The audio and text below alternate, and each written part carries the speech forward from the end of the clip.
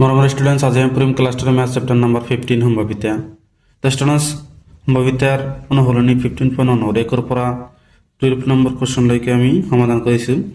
আজি আমি তোমালোকক 13 নম্বৰ কোৱেশ্যনটো সমাধান কৰি দিম। 13 নম্বৰ কোৱেশ্যনত কি কৈছে চাবা, এটা লুডুৰ গুটি এবাৰ মাৰি পঠোৱা হৈছে। তো 1 নম্বৰ কোৱেশ্যনত কি ওলাব কৈছে, এটা মৌলিক সংখ্যাৰ সম্ভাৱিতা উলিয়াব লাগে। 2 নম্বৰত কি কৈছে, 2 আৰু 6ৰ মাজৰ এটা সংখ্যাৰ সম্ভাৱিতা উলিয়াব লাগে। 3 নম্বৰত কি কৈছে, এটা অযুগ্ম সংখ্যা পোৱাৰ সম্ভাৱিতা নিৰ্ণয় কৰা। তোমালোকে জানা ষ্টুডেণ্টছ লুডুৰ গুটিৰ কিমানটা পিঠি থাকে, 6টা। তেনেহ'লে ইয়াৰ সৰ্বোচ্চ সংখ্যা কিমান থাকিব, 1 2 3 4 5 6।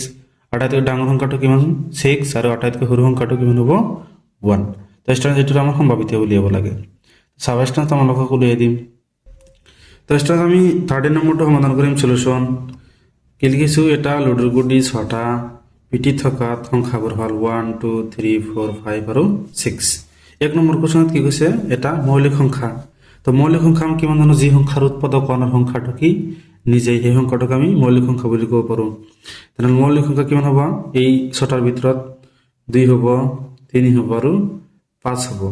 6 4 1 মৌলিক সংখ্যা নহয়। কিয়, কাৰণ ইয়াৰ উৎপাদক কি এটাতকৈ বেছি আছে। কাৰণ 6 4 1 এইবোৰ কি মৌলিক সংখ্যা নহয়, কাৰণ ইয়াৰ উৎপাদকবোৰ 1ৰ বাহিৰত আৰু উৎপাদক আছে, সেইকাৰণে আমি মৌলিক সংখ্যা ক'ব নোৱাৰোঁ। তেনেহ'লে লিখি দিবা যে থেকে probability of মৌলিক সংখ্যা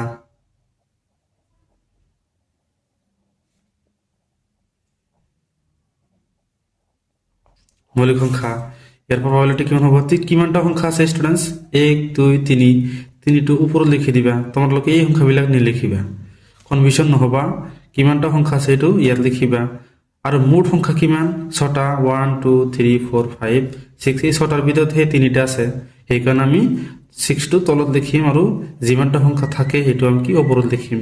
এটা আমি কেঞ্চেল কৰিব পাৰোঁ, 3 1 গুণ 3 3 2 গুণ 6 কিমান হ'ল, 1/2। এটি হ'ব কি এটা মৌলিক সংখ্যাৰ সম্ভাৱিতা। এটি হ'ব উত্তৰ।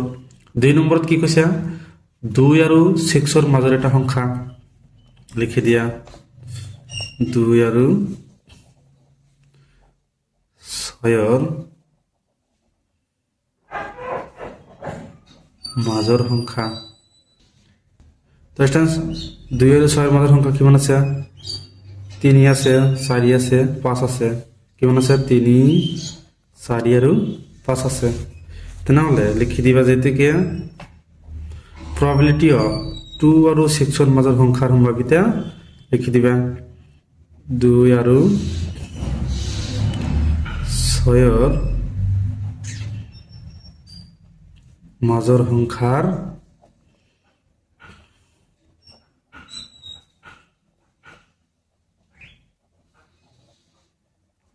সম্ভাৱিতা ইজিকেল টু কি লিখিম, কিমানটা আছে সংখ্যা 2 আৰু 6ৰ মাজত, 1 2 3 তিনিটা আমি কি ওপৰত লিখিম, আৰু টোটাল কিমানটা আছে 6টা, 6টা কি তলত লিখিম। এইটো কিমান হ'ব, 1/2 হ'ব এনসার। উত্তৰটো কিমান হ'ব, 1/2। 3 নম্বৰত কি কৈছে, যে এটা অযুগ্ম সংখ্যা পোৱাৰ সম্ভাৱিতা উলিওৱা। 3 নম্বৰ দহটা চাবা, অযুগ্ম সংখ্যা আমি কোনবোৰ জানো, যিবোৰ সংখ্যাক আমি 2ৰে ডিভাইড কৰিব নোৱাৰোঁ সেই সংখ্যাবোৰ অযুগ্ম সংখ্যা। তেনেহ'লে কি আছে, 1 আছে, 3 আছে, 5 আছে। কিমান আছে, এটা অযুগ্ম সংখ্যা।